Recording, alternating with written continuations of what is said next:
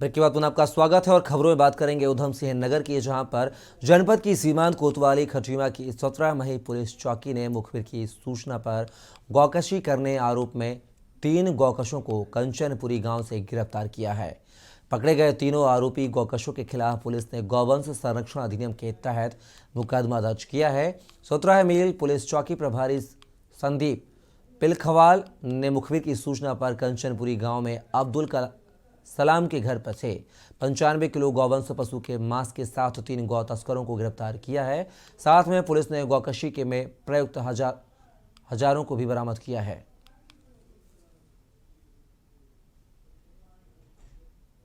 द्वारा सूचना दी गई कि कंचनपुरी क्षेत्र में गौकशी हो रही है। इस सूचना पर मौके पर प्रभारी चौकी इंचार्ज 17 मील संदीप पिलखवाल और उनकी टीम को मौके पर भेजा गया। तो मौके पर गौमांस मिला, प्रतिबंधित गौमांस और 3 अभियुक्त जिनके नाम है बशीर, सद्दाम और अब्दुल सलाम, इन दोनों के कब्जे से गौमांस मिला और जिन हथियारों से उसको काटा गया वो हथियार मिले और इनको मौके से गिरफ्तार कर गौवंश संरक्षण अधिनियम के तहत जेल भेजा गया। हल्द्वानी नगर निगम अब सिंगल यूज प्लास्टिक को लेकर सख्त एक्शन की तैयारी में है। हल्द्वानी कुमाऊं का सबसे बड़ा शहर है, लिहाजा व्यापारी बड़े पैमाने पर यहां पर सिंगल यूज प्लास्टिक का इस्तेमाल करते हैं। नगर निगम ने अब सभी व्यापारियों को 19 जनवरी तक समय दिया है। मुख्य नगर आयुक्त पंकज उपाध्याय का कहना है कि जिनके पास भी सिंगल यूज प्लास्टिक है वह तत्काल उसे नगर निगम में जमा करा दें। 20 जनवरी के बाद जिस दुकान या प्रतिष्ठान में भी सिंगल यूज प्लास्टिक मिलेगा या उसका उपयोग करता हुआ पाया जाएगा, उसका चालान करने के साथ ही दुकान को भी सील की जाएगी। मुख्य नगर आयुक्त ने बताया कि अब तक 250 से अधिक चालान कर 7 लाख रुपए का जुर्माना वसूल किया गया है।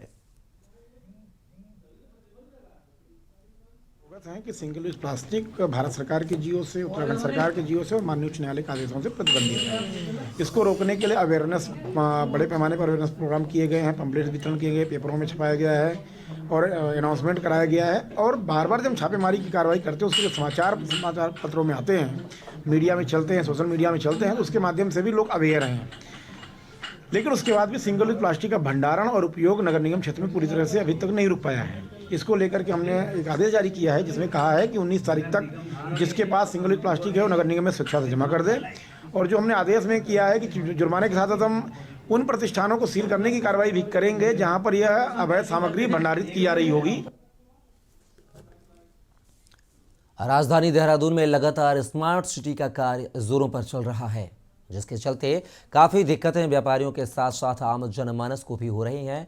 वहीं स्मार्ट सिटी की सीईओ सोनिका की माने तो उनका कहना है कि अमृत सिटी के 10 कार्य पूरे हो चुके हैं और 2 कार्य पलटन बाजार और परेड ग्राउंड का कार्य समाप्ति की ओर है।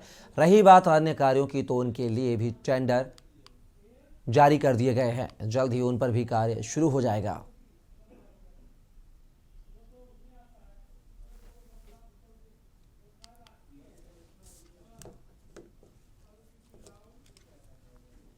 कालाडूंगी में अभी कुछ समय पूर्व मैथिली शाह नाले पर 4.13 करोड़ की लागत से बने पुल पर हुए गड्ढे पलीता लगा रहे हैं। इन गड्ढों की वजह से यात्री और स्थानीय निवासियों को परेशानियों का सामना करना पड़ता है। गौरतलब है कि नवंबर 2021 में मेथी शाह नाले पर बने पुल पर गड्ढे और दरारें पड़ चुकी हैं। साथ ही पुल के नीचे से जाने वाली पेयजल लाइन के भी बार बार टूटने का सिलसिला जारी है।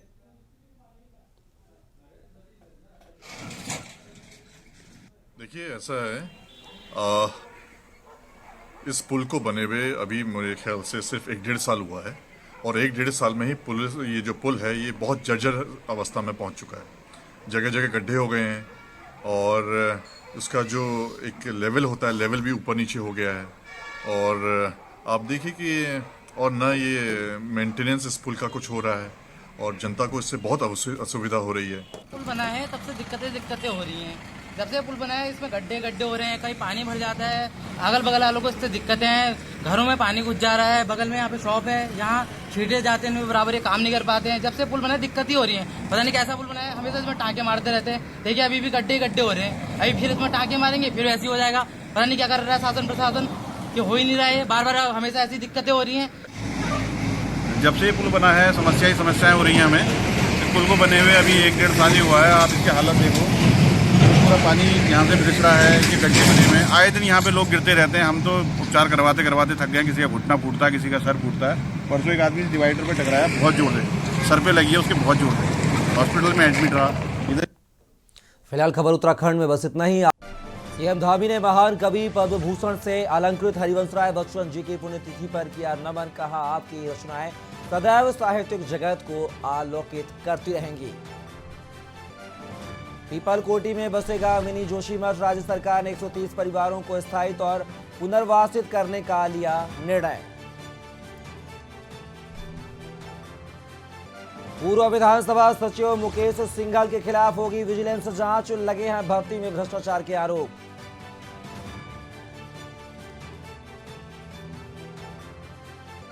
पूर्व नेता प्रतिपक्ष प्रीतम सिंह ने सरकार पर साधा निशाना। जोशीमठ के लोगों को मुआवजा देने की मांग की। भर्तियों में लगातार हो रहे घोटालों पर भी उठाए सवाल।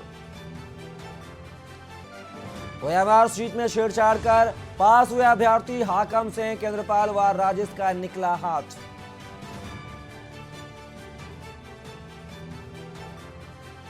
और उत्तराखंड में 23 से 26 जनवरी तक प्रदेश में बारिश बर्फबारी का अनुमान। मैदान से लेकर पहाड़ तक पारे में भारी गिरावट दर्ज। आप देख रहे हैं के न्यूज, खबरों का सारथी। नमस्कार, खबर उत्तराखंड में आपका स्वागत है। मैं हूं कपिल मिश्रा। खबरों की शुरुआत करेंगे दिल्ली से। देवभूमि उत्तराखंड तक सभी राजनीतिक पार्टियां आगामी 2024 के चुनाव की तैयारियों में जोरों शोरों से जुट गई हैं। एक तरफ भारतीय जनता पार्टी ने 9 राज्यों में होने वाले विधानसभा चुनाव की तैयारी शुरू कर दी है। अब कांग्रेस उत्तराखंड में ऑक्सीजन देने के लिए नया अभियान शुरू करने जा रही है, जिसमें प्रियंका गांधी की अगुवाई में उत्तराखंड में हाथ से हाथ जोड़ो यात्रा का 26 जनवरी से शुभारंभ किया जाएगा।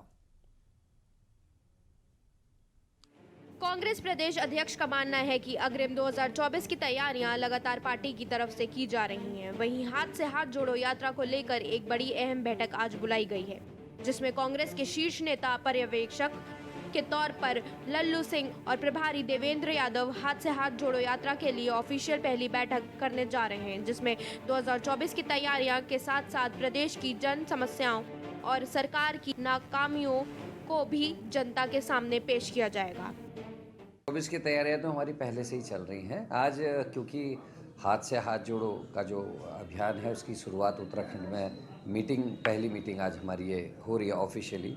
वैसे मीटिंग्स हो चुके हैं। लल्लू सिंह जी और आदरणीय हमारे प्रभारी देवेंद्र यादव जी दोनों यहाँ आ रहे हैं। जो पर्यवेक्षक लल्लू सिंह जी हैं वो आ रहे हैं, देवेंद्र यादव जी आ रहे हैं, और आज हमारे जो जिनको प्रभारी बनाया गया है क्षेत्रों में वो सभी लोग उपस्थित हो रहे हैं। उनके साथ आज बैठक है और दिशा निर्देश दिए जाएंगे।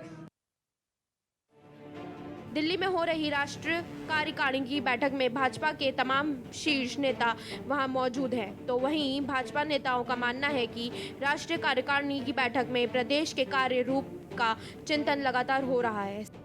साथ ही 2024 में पूरे प्रदेश भर में होने वाले चुनाव को लेकर भी तैयारी भाजपा की तरफ से की जा रही है। साथ ही अगले 6 माह तक प्रदेश के अंदर पार्टी संगठन की तरफ से किए जाने वाले कामों को लेकर भी रोड मैप तैयार किया जा रहा है। देखिए, दिल्ली में भारतीय जनता पार्टी की राष्ट्रीय कार्यकारिणी की बैठक थी, जिसमें हमारे जो प्रदेश के अध्यक्ष हैं, हमारे महामंत्री संगठन हैं, हमारे प्रदेश के मुख्यमंत्री हैं, जो राष्ट्रीय कार्यकारिणी के सदस्य हैं, पदाधिकारी हैं, वो लोग उसमें सहभाग कर रहे हैं। और निश्चित रूप से राष्ट्रीय कार्यकारिणी में की बैठक में जिस प्रकार से प्रदेश कार्य समिति में प्रदेश के कार्य रूप का चिंतन होता है, आगे क्या क्या किस प्रकार से काम करने हैं उसका फॉलोअप होता है, इस सारी चीज़ों में राष्ट्रीय कार्य समिति की भी यही पद्धति।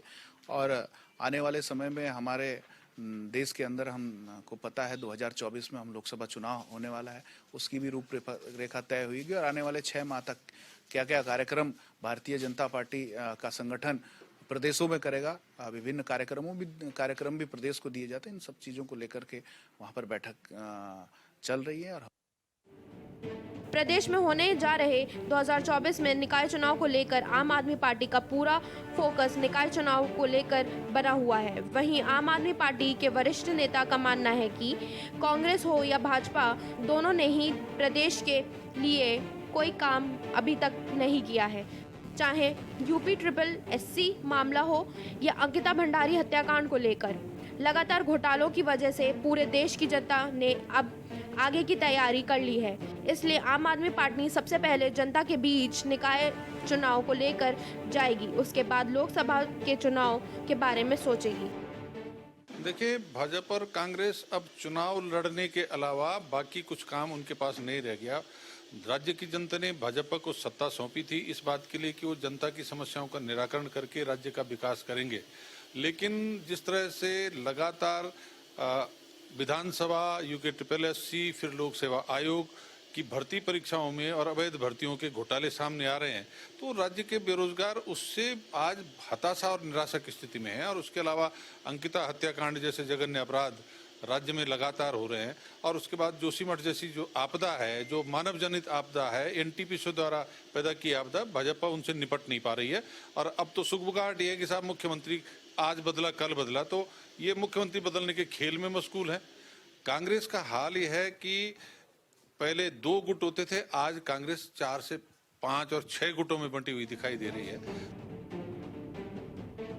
अब तक उत्तराखंड में भाजपा की जीत का रिजल्ट कार्ड देखा जाए तो प्रदेश में लगातार भाजपा की सरकार होना और साथ ही लगातार प्रधानमंत्री का देवभूमि की जनता की अपेक्षा पर खरा उतरना भाजपा की जीत का सबसे बड़ा मंत्र रहा है।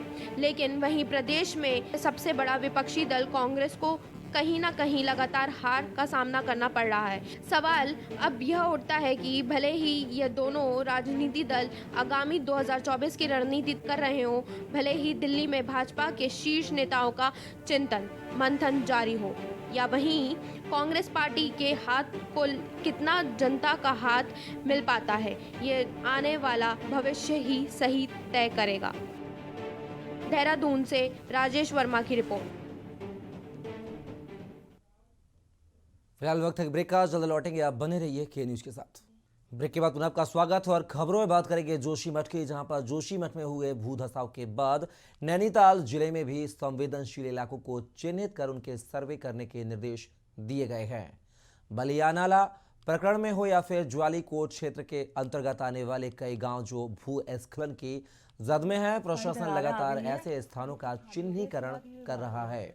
डीएम धीराज गर्ब्याल ने बताया कि आलू खेत और दुग्गशील गांव का भी सर्वे किया गया है, जो कि भूस्खलन प्रभावित क्षेत्र है। इसके लिए वैज्ञानिकों द्वारा जियोलॉजिकल सर्वे किया जा रहा है। इसके अलावा अति संवेदनशील क्षेत्र बलियानाला क्षेत्र के निवासियों को अन्यत्र विस्थापित किया जा रहा है। इसके लिए कृषि और सिंचाई विभाग को भी बजट जारी किया जा रहा है। जिलाधिकारी धीराज गर्ब्याल ने बताया कि वैज्ञानिकों की रिपोर्ट और सर्वे का काम पूरा होने के बाद शासन को रिपोर्ट भेजकर अग्रिम कार्यवाही की जाएगी। इसके बाद ये वाला नंबर है, ये तुम भी बता दो। दो जगहों पे भू धसाव की स्थिति थी, इसमें आलू खेत एक है और ढूंसेल आपका भीमताल में। तो उसमें जियोलॉजिस्ट से हमने पूरा सर्वे वगैरह करा लिया है और उसमें उन्होंने जो भी सजेशन दिए हैं उसमें एक तो शॉर्ट टर्म मेजर्स अभी हमें तुरंत लेने हैं।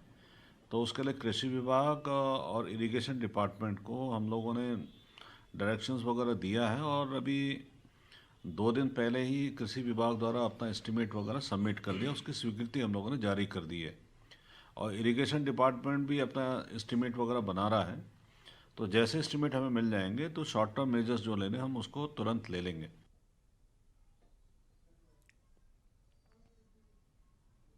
खबर काशीपुर से है, जहां टोल टैक्स पर किसानों का हंगामा देखने को मिला। टोल टैक्स कर्मचारियों की बदतमीजी से नाराज किसानों ने हंगामा किया। टोल टैक्स कर्मचारियों ने भारतीय किसान यूनियन के पदाधिकारियों के साथ बदतमीजी की, जिसके बाद किसानों ने दरी बिछाकर टोल पर दर्ज अपनी नाराजगी कराई है।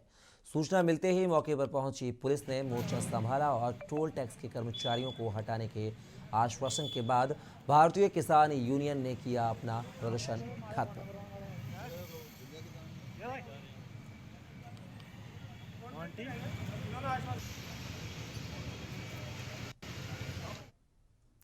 रुड़की में बिना रजिस्ट्रेशन के संचालित होने वाले क्लिनिक नर्सिंग होम पर स्वास्थ्य विभाग की पैनी नजर है और ऐसे चिकित्सकों के खिलाफ विभाग द्वारा सख्त कदम उठाए जा रहे हैं। Haridwar CMO doctor RK. सिंह ने बताया कि इस संबंध में उन्हें कोई सूचना मिलती है तो वह उस पर सख्त कार्यवाही अमल में लाएंगे। उन्होंने कहा कि इसी प्रकार के बेड़पुर तिराहा कलियर में संचालित हो रहे एक नर्सिंग होम पर भी विभाग द्वारा कार्यवाही की गई है। उन्होंने ऐसे फर्जी तरीके से संचालित हो रहे नर्सिंग होम व क्लिनिक संचालकों को हिदायत दी कि वह विभाग से रजिस्ट्रेशन करा लें, अन्यथा उनके खिलाफ सख्त कदम उठाएंगे।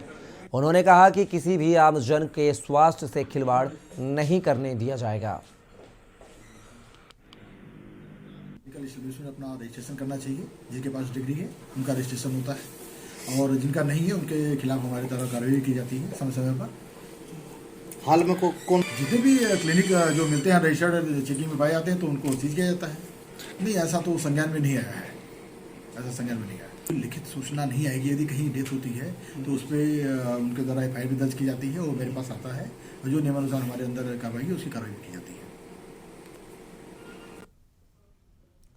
रुड़की के सिविल लाइन कोतवाली पुलिस ने क्षेत्र निवासी 2 नाबालिग किशोरियों को अपहरण कर दुष्कर्म करने वाले वसीम, शाहरुख और सचिन नाम के सिविल अस्पताल के 3 अस्थायी कर्मचारियों को रामपुर चुंगी के पास से गिरफ्तार कर लिया है। पुलिस के द्वारा तीनों के खिलाफ गंभीर धाराओं में मुकदमा भी दर्ज कर लिया गया है। वहीं तीनों आरोपियों को न्यायालय में पेश किया गया, जहां से उन्हें जेल भेज दिया गया। बता दें कि सिविल लाइन कोतवाली क्षेत्र के एक गांव निवासी एक व्यक्ति ने पुलिस को तहरीर देकर बताया था कि उनकी 2 नाबालिग किशोरी संदिग्ध हालत में घर से लापता हो गई हैं। मामले की गंभीरता को देखते हुए पुलिस ने दोनों किशोरियों की तलाश की, जिसके बाद दोनों किशोरियों को कलियर से बरामद कर लिया गया। पुलिस पूछताछ में किशोरियों के द्वारा बताया गया कि 3 युवकों के द्वारा उन्हें बहला फुसला कर मसूरी के एक होटल में ले जाया गया, जहां उनके साथ दुर्व्यवहार व दुष्कर्म किया गया।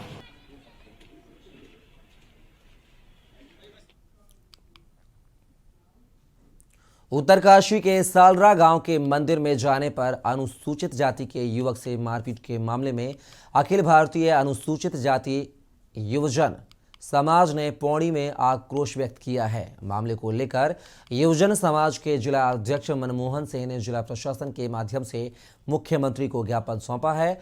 मनमोहन सिंह ने घटना की निंदा करते हुए दोषियों के खिलाफ सख्त कार्यवाही की मांग की है।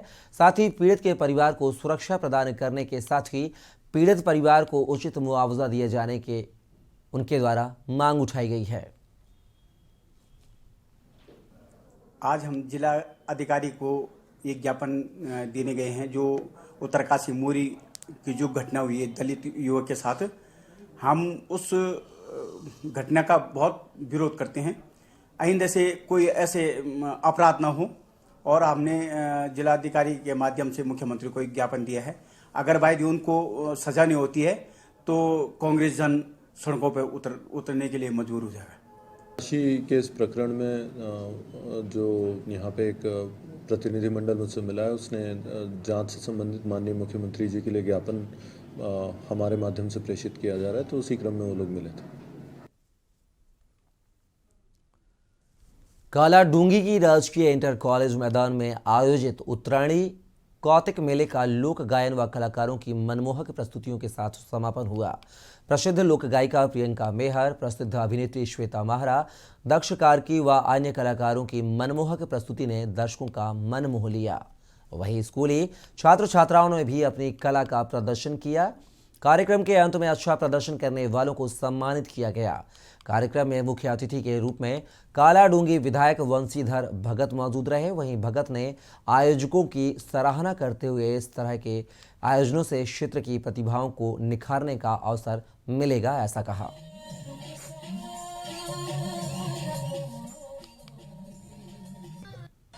उत्तरायणी के पर्व पर एक अच्छी पहल कालाडूंगी ब्लॉक के द्वारा और विशेष रूप से वहाँ के ब्लॉक प्रमुख रवि कन्याल के द्वारा और उनके सहयोगी द्वारा किया जा रहा है।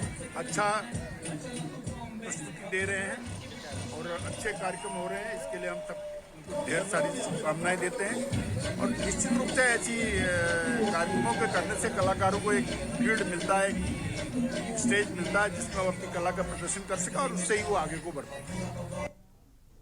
डोईवाला में संविदा एवं बेरोजगार स्टाफ नर्सेज महासंघ उत्तराखंड ने 12 सालों के लंबे इंतजार के बाद शुरू हो रही भर्ती प्रक्रिया का स्वागत कर शासन प्रशासन का जहां आभार जताते हुए धन्यवाद किया, तो वहीं महासंघ के अध्यक्ष और तमाम सदस्यों ने आशंका जताई कि उत्तराखंड के स्थानीय बेरोजगारों पर कहीं बाहरी प्रदेशों के लोग जालसाजी कर नौकरी न हथिया लें।